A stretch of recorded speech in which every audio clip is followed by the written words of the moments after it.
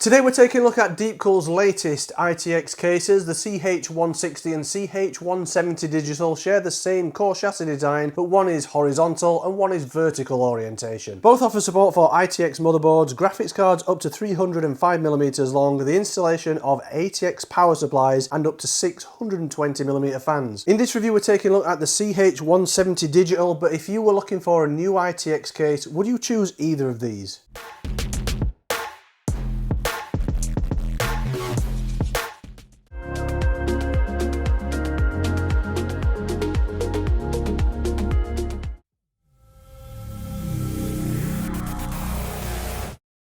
So the CH160 and the CH170 digital, they are both available to purchase. Now in the UK, the CH160 is the horizontal orientation one, the CH170 is vertical. You can pick these up both from Scan. The CH170 is available in black or white for around £70 and the CH160 is currently around £55 at Scan. The DeepCool CH170 digital features mesh panels on every side for high airflow and optimal cooling performance with a multi-data point display for the user to keep track of live system monitoring. It supports full-size air cooling from CPU tower coolers up to 170mm tall or liquid cooling via 240mm radiators, as well as big 65mm thick graphics cards up to 305mm long. Flexible power options include the installation of either ATX, SFX or SFX-L power supplies up to 140mm long, and front panel connectivity including two USB Type-A ports, Type-C port and a combined 3.5mm audio jack for headphone and mic. Both of these share the same core chassis design. You can see the obvious differences with the CH160 being the horizontal orientation and the CH170 being vertical. This CH170 does have slightly larger dimensions because it has this added base to allow for connections to the bottom or the back of the case. The only other subtle difference between the two is the fan and radiator configuration. The CH160 only supports air cooling, but you can install up to a 240mm radiator in the CH170 digital. You would think logically that this is the front of the case, but actually this is the side, because at the back here there's access for the cables to come out. So technically this is the side of the case, but there's nothing to stop you having this placed on your desk with this being the front, because the LCD display is at the bottom here. In terms of front panel connectivity, you have two USB 3 Type-A ports, a single USB 3.2 Gen 2 Type-C port, a combined 3.5mm audio jack, and then a power button on the front. In terms of dimensions, so it's 250mm wide by 200mm long by 380mm tall. As I say, it has slightly increased dimensions over the CH160, and it doesn't have the carrying handle either on the top or on the side or anything, so that one technically is more portable than this one. To get inside the case you need to take out some screws, so the best way to do that is to probably tip it over, and then there's 4 screws to take out of the bottom. And once you've got those 4 screws removed, this base plate comes off completely.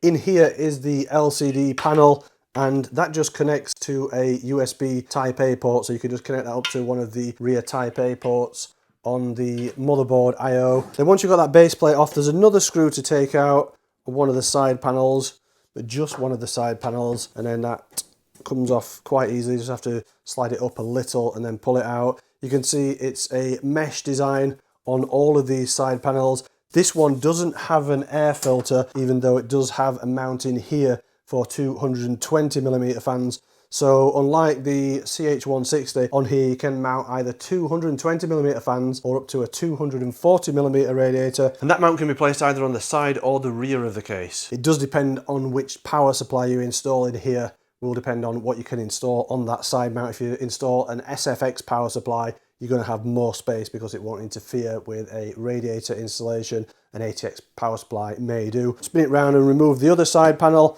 Comes off in more or less the same way. Just slide it upwards and then pull it off. Again, there's a small mesh panel here for the power supply fan. You can see at the back of the case, the motherboard tray is right up to the rear panel, so there's no cable management or anything happening in this rear compartment. The top of the case can come off too. There's another 4 screws to remove.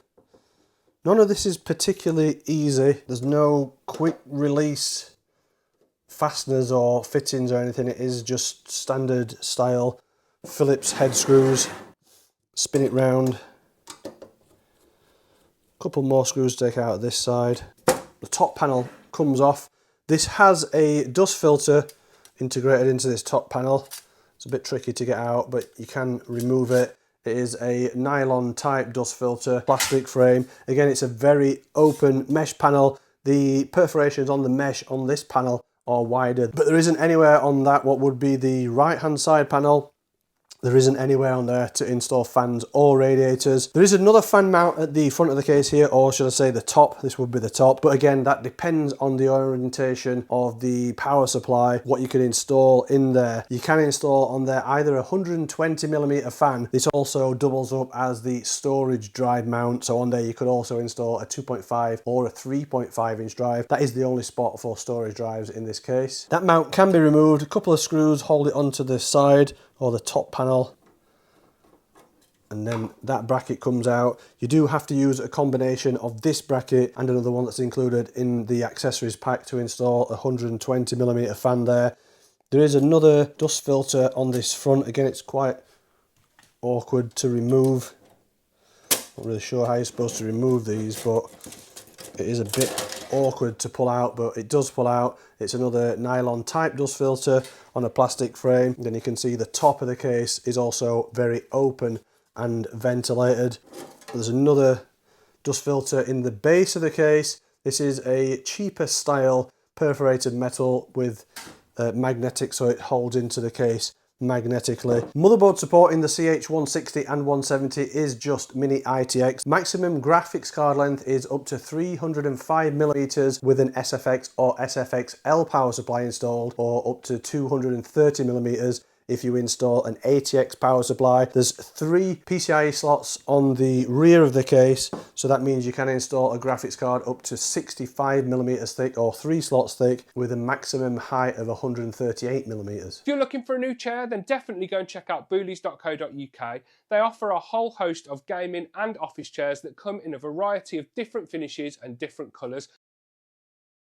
On the back of the case, if it was a CH160, in the CH170, this is the bottom. So on here, you can install a fan. So there is a 120mm fan mount. There's a couple of eyelets here for managing cables, the cutout for the rear motherboard I/O, and then at the bottom are those 3 PCIe slots. And then the right-hand side of the case is another mesh, open, high airflow panel. You can't install any fans or radiators on this side because it would interfere with the power supply installation and the front I/O. On that right hand side panel there is also a dust filter on there, and it is the nylon type on a plastic frame. Again, it's quite awkward to remove, so I'm just going to leave that in place. There's no real reason to remove it for the installation. Accessories included with the case, you get a little bag with installation screws.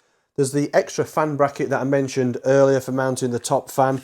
There's a little wallet with the user manual inside and a bunch of zip ties for cable management. There is an optional extra, this Pixel 10 case bits bundle. These are just little plastic pieces you can decorate the outside of the case, the CH170 or the CH160, using the Pixel 10 case bits bundle. For the test system, I'm using an Intel Core Ultra 7 265K CPU. Motherboard is an ASRock Phantom Gaming Z890i Nova Wi-Fi. Graphics card is a Gigabyte RTX 4070 Super WindForce OC. Memory is 48GB, so 2 24GB modules of G-Skill Trident Z5CK RGB DDR5 8200 CU DIMMs. Storage is a 1TB Samsung 990 Pro PCIe Gen 4 NVMe M.2 SSD. The CPU cooler is the DeepCool AK620 Digital Pro. Power supply is a Cooler Master V1100 SFX Platinum ATX3 PCIe 5. Additional case fans are the Noctua NF A12 X25s, and it's all installed inside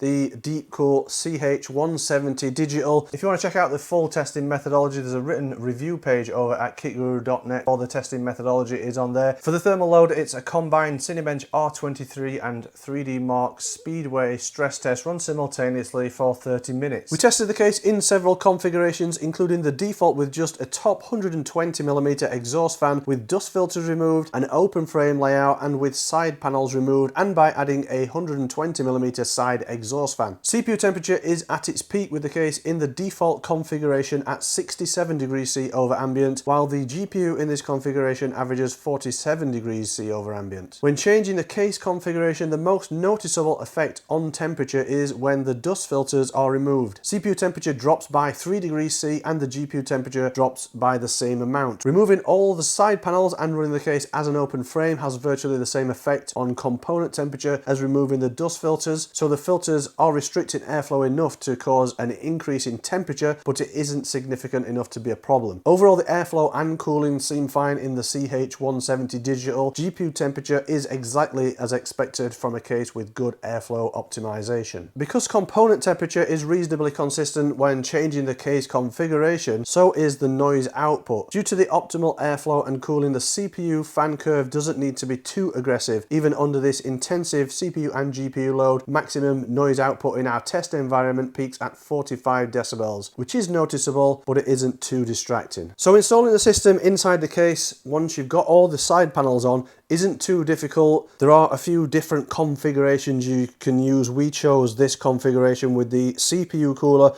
pulling air in from the bottom, so technically cool air being pulled in from the bottom, and then it's exhausting out through the top of the case. I think this is possibly the optimal configuration. If you're using a tower cooler, that will obviously change with a 240mm AIO installed in here, but it seems to work well in terms of airflow and component temperature. However, cable management is quite tricky in the case. There's nothing really built into the case to assist you at all with cable management. There's no space behind the motherboard tray or any places to tie the cables down to keep them neat, so you just have to really bundle up the power supply cables and zip tie them together and hope for the best, really. I have got a few issues with the case though.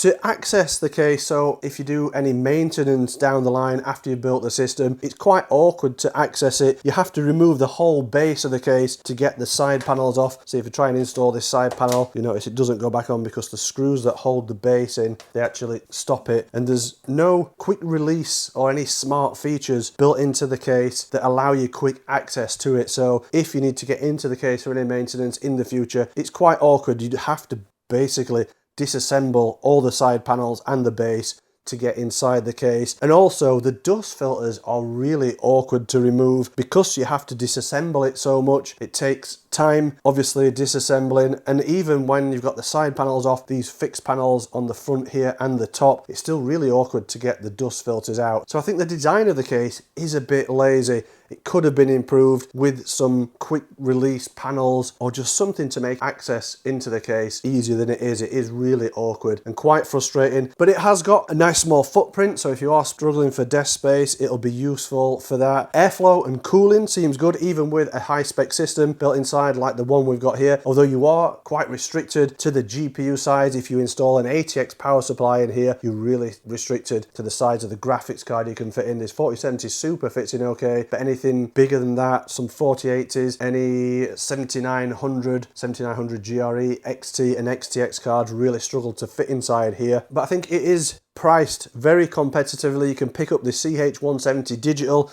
with the digital LCD display for around £70 in the UK. I can't think of many other ITX cases with a digital LCD display for system and temperature monitoring for around that price. I don't think there's anything else on the market that really competes in terms of the price. The LCD screen is quite basic. You can't do a lot with it other than to check system temperatures and monitor system statistics, but it looks okay and the software is quite easy to set up and configure and use. The only other thing worth pointing out as well is if you do use something like this AK620 Pro digital in there, the LCD screen can't be rotated, so if you have it in this orientation with pulling cool air in from the bottom and exhausting out at the top, this is obviously in the wrong position, but you don't really see that anyway in this case because it is mesh side panels. So in terms of airflow and cooling, it seems good. The price is decent, but if I was to choose one of these, the CH160 or the 170 digital, I'd probably go for the CH160. It's got slightly smaller dimensions, it's more portable, and it's far easier to access that